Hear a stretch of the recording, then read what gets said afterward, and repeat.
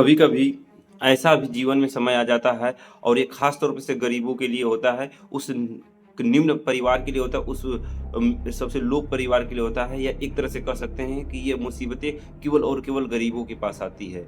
जी हाँ, हम बात कर रहे हैं बिहार में। बिहार के दाना मांझी को, जिन्होंने केवल दर्द को महसूस नहीं किया, उस तकलीफ को महसूस नहीं किए, वह उस तकलीफ को जीने का काम किए हैं।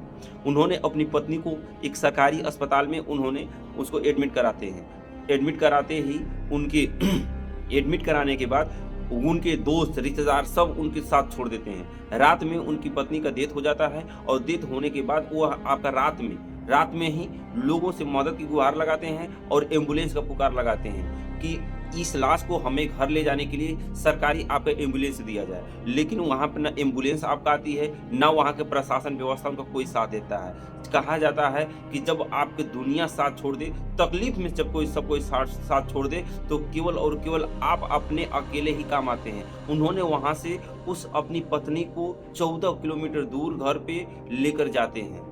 जब 14 किलोमीटर दूर अपने घर पे लेकर जाते हैं, तो घर पर लेके जाने के बाद उनका दाह संस्कार करते हैं।